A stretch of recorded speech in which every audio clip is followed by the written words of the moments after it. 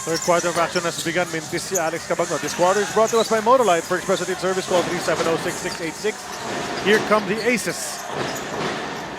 Would have been nice to be inside ang kanilang dugout nung halftime para pakinggan kung anong sinasabi ni Alex Compton, kung anong strategy nila. I mean, I'm sure he didn't just say, yeah, we've been here before, we can come back again easily. And there has to be some sort of a way to stop the shooting, the scoring of the starters ng San Miguel Beer. 49 of the 54 points of San Miguel coming from their starters. From the get-go, a little bit offensive-minded is Romeo Travis. He took the first 2 shots for Alaska. Unfortunately, even the wide-open shot, he could not nail it. Is now 1 out of 9 from the field. Yun na nga, very uncharacteristic of this fellow who we know usually knocks down the open shot, even the contested ones. He tips it over kay JV Casio. 2 of them are in there together with Tofon Tiveros and Rome De La Rosa. You have Easy Reed, Lutz, Santos, Fajardo, and Alex Cabagnon for Leo Ofrias, guys. Good pass inside. Kinaliwa is Sanitos. Now, good thing happened there because Romeo Travis was on the post. He could have scored that, but he saw a cutting Sonny toss. The first 2 shots he took in the second half, both jump shots. Take it to the basket. And what is nice is really the basketball intelligence of a Romeo Travis. He cannot hit his mark from the perimeter. So what he's doing right now is playing unselfish basketball here. He attacked the defense of AC Reed, forcing the help from Junmar Fajardo. And when he saw that slight opening, Sanitos cutting so strong towards the basket, he was unselfish enough to dish off that assist pass. Dominant as Sanitos has been in the past, you can see what a good complementary player he has become now. You know, just the interior passing of Alaska, they've been known for that for so many years, but great point by Coach Ryan Gregorio. You know, most imports or some players would try to kind of press the panic button and try to score because they haven't been scoring offensively in this entire game. But patience, you know, and intelligence. Hey, you know what? I see my teammate cutting to the basket. I'm going to go ahead and give him the ball. The points are going to come later. It's great teamwork, but that's the way they've been doing it. That's why they've been very successful in 2 of the 3 conferences so far. Pero ngayon, at the last second of that shot clock, a foul is drawn by Fajardo. His free throws are brought to us by Smart. Livermore, the big man, is there. We know he had 10 boards in the first half to go with 7 points. And here he is again, putting some more on the board. Let's hear from Erica Padilla. Let's see what she heard at halftime. Kung merong gustong itanim sa isip si Coach Leo sa kanya mga players, that is to consider as a fact na babalik ang Alaska with a vengeance. The Aces have done it a number of times at hindi ligtas ang SMB sa posibleng panganib na iyon. Just stay together, know that they have been doing things correctly, kaya sila ang angat. Kaya naman, i-maintain lang daw ang energy and consistency by sticking to their strength on the post and by being aggressive para hindi malusutan ng pagdududa ang kanilang mga diskarte. Para naman sa Alaska, Coach Alex wants his team to recollect themselves. Focus their attention to creating stops by anticipating the moves of the ones who have been executing on point. And anticipation can only be effective if they are focused. Kailangan daw klaro ang kanilang communication. Don't be reminded by the score. Don't hesitate sa mga tira and on rebounding to take advantage of possessions. Balik sa inyo. Maraming salamat, Erica Padilla. That was a 3-pointer a while ago from Don Tiveros, brought to us by PLDT Home DSL Triple Play Pants. Free throws naman ngayon. Once again, Junmar Fajardo is there. That's brought to us by Smart. Livermore. Look at the awareness, of course, of the San Miguel guys na pwedeng humabol ang Alaska Aces. Huwag kayo masyadong relax. And time and again, I'm sure that's what they're going to remind their guys while they still have this lead. Well, experience is always the best teacher. They've tasted the Alaska comeback in the first conference during the All-Filipino Finals. And right now, they're just very much wary of the bounce-back genes of this same Alaska Aces team. Pass once supposed to be para kay Casio. Ngayon naman, nawala kay Arwin Santos ang bola. Tapikan, that's AZ Reed with a left touch. Balik ang bola sa panig ng Alaska Aces. Medyo sloppy tayo sa pag-umpisa ng ating third quarter of action.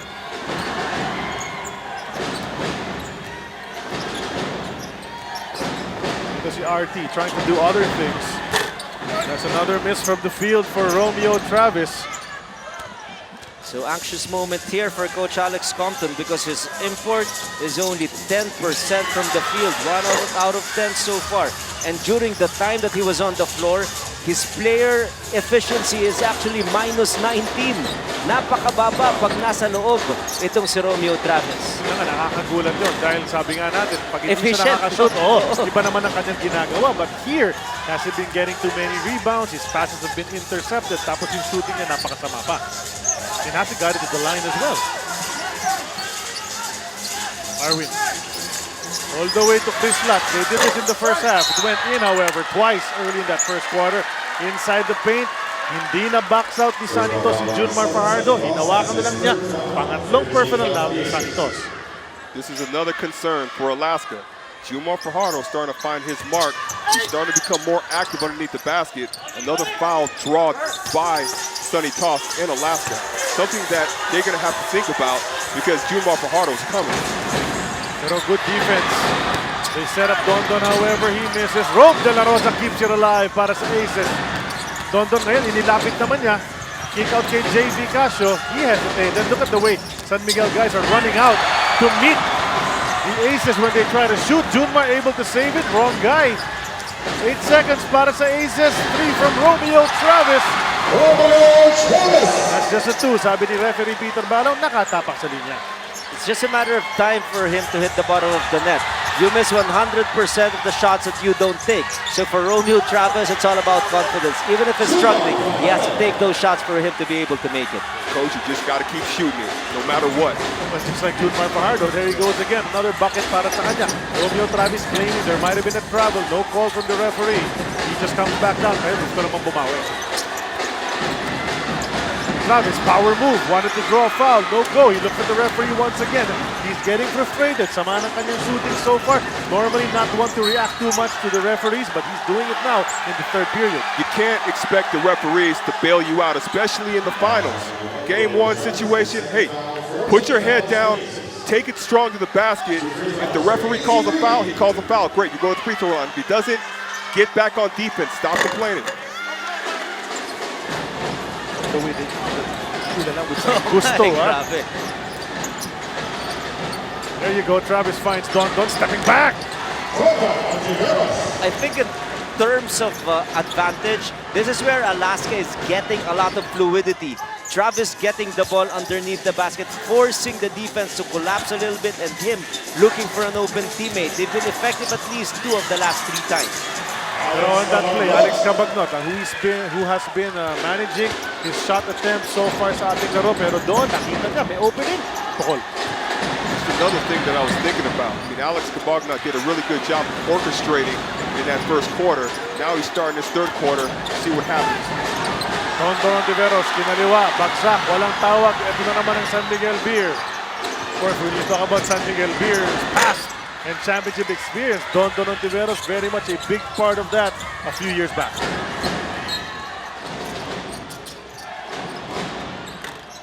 Casio's shot doesn't go para sa kanila coming out of that timeout.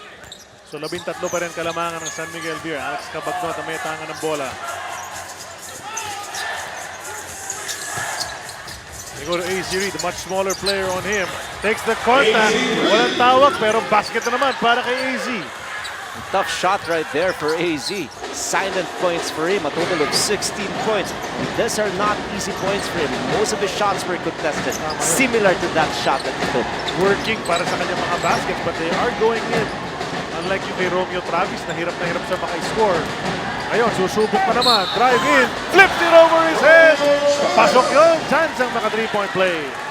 This might be a step towards the right direction for Travis. This can definitely improve his confidence. He was able to elude the primary defense, AZ Reed, and did not stop playing even if he heard the whistle. A chance for 3 for Romeo. Astig move yun. Hatid sa atin ng Jack and Jill Iceman Candy.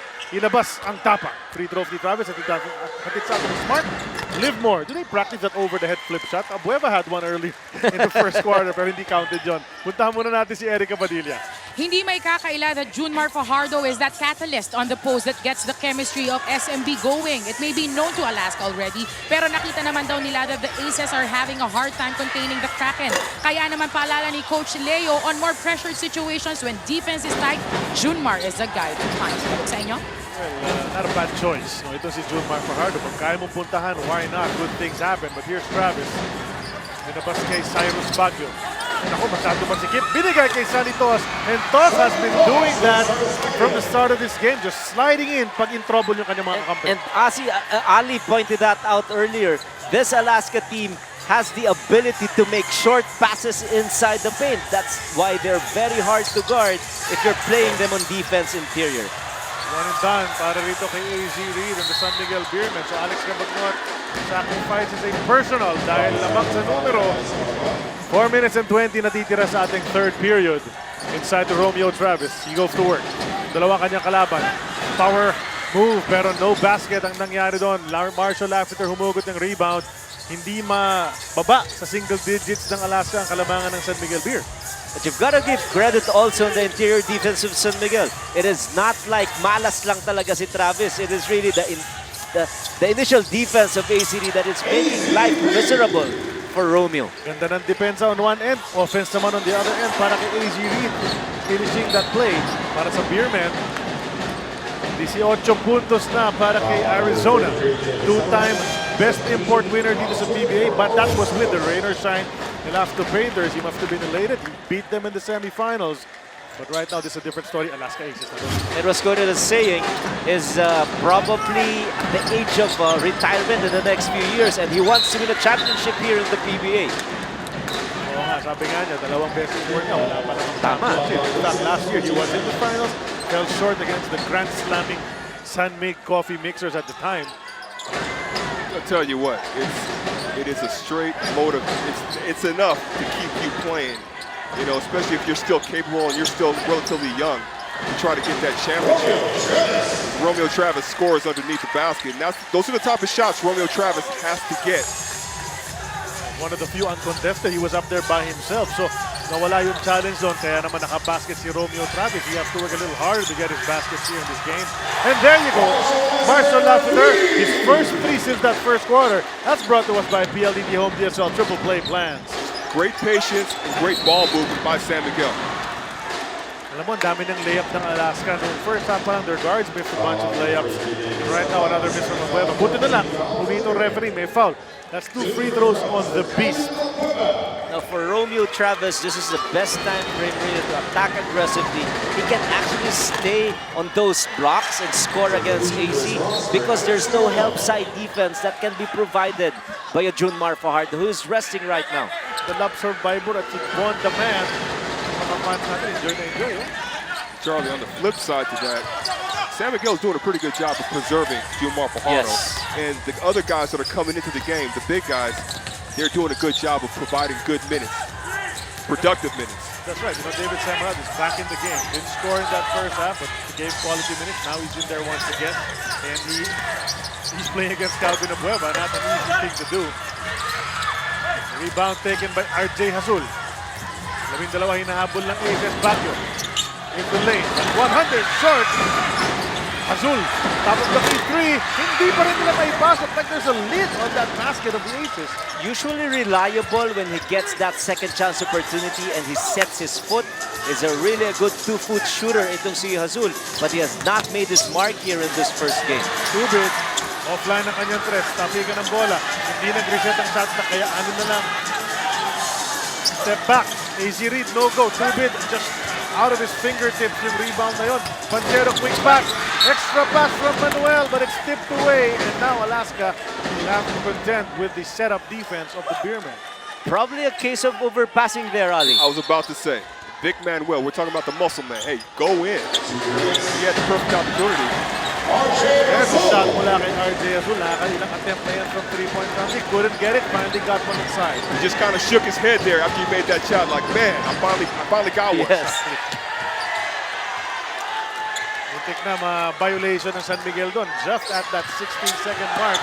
And look at that. Fearless drive mula kay AC Reed. Kita niya, Big Manuel lang yan. Kaya ko yan. But the problem was on the defensive end. If you go on a 3-4 scenario and you attempt and you gamble for that steal, if the offensive player gets it on the baseline drop step, the help will be late. Coach, especially if it's an import. Yes. Especially if it's an import. Mabilis kasi kumilos talaga. Big Manuel wants to challenge Junmar Fajardo, then decides not to.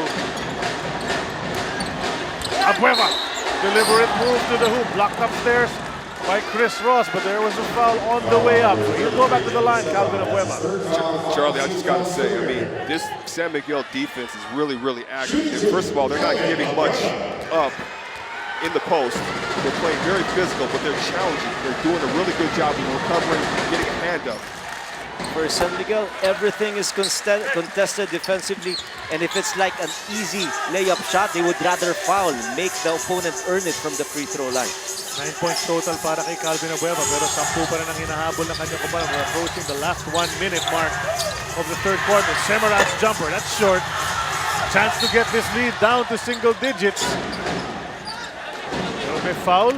Bago pa man, baka full throttle si Calvin Abueva. But, dahil penalty, free throws na nga mangyayari ito. Balik na naman sa linya. Nagigisuki na ito si Calvin Abueva.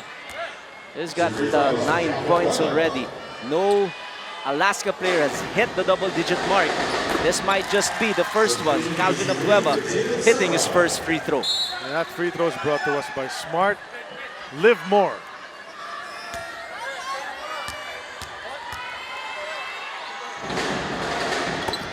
Nanonood ng ating laro ngayon here at the Mall of Asia Arena as well as on television. I just want to take this opportunity to greet a friend who's convalescing after surgery on his back. Elmer Lagman, hope you're enjoying the game and I hope you get well. And right now, it's just an 8-point lead. Pero right, as I say that, balik na naman sa double digits ang kalamangan ng San Miguel Beach. First, they're worried about the outside scoring or the outside shooting. Then they're worried. Now they got to worry about the interior passing. What a great pass by Arizona Reed with the and one of Jumar Fajardo. And that was our performance play brought to us by Stanley Tools. Performance in action. Ano naman si Junmar? 15 puntos, 14 puntos. That's a very good point, Ollie, when he said that it is just confusing. What are you going to stop? If you're preparing a game plan against San Miguel, usually you prepare against Junmar. But all of a sudden, they're hitting their mark from the outside. And when they feel like they're not hitting in a consistent manner, they're looking for Junmar again underneath the basket. You have to make a choice, right? I mean, but it's a hard choice. It's a hard choice. Pero yun, they bothered him on that shot. They got that rebound. It's 15 for Junmar pang yung bonus free throw niya. Kumangat na sa 15 kanyang point total. Ross nagmamadali. Hinawakan na lang ni RJ Hazul para mapigil. But that's free throws. No matter what, even if he wasn't going for the basket yet. Dahil penalty na yung magkabilang komponent. So free throws para kay Chris Ross. 13.6 na titira sa clock. Alaska perhaps thinking that at least they'll have that to come back this way. And we've been talking about the fluidity on offense by the team of Coach Leo Austria. Ross knocks him down. Coach, you said that San Miguel Beer is averaging 110 points. Yes, and, the series against Rain or Shine. And here's the thing, Alaska struggles with teams that reach the century mark. They've lost, actually, if I'm not mistaken, they've lost all their games in the elimination round, especially the elimination round, to teams that reach the 100-point mark. So they have to be very mindful about this. Good defense on the part ng San Miguel Beer, pero with 1.6 seconds na lang on the clock, natawagan ng foul si Chris Ross. Penalty nga sila. Nasa linya ngayon si Major Payne for 2 free throws, leaving a second and 6/10 para sa San Miguel pagtapos nito.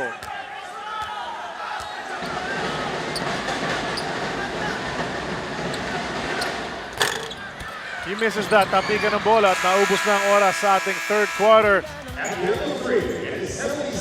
Tapos ng tatlong quarters ng ating laro, lamang pa rin ang San Miguel Beer from 13 at the half. It's down to 12. So isang point lang ang natapyas ng Alaska Aces off that halftime lead.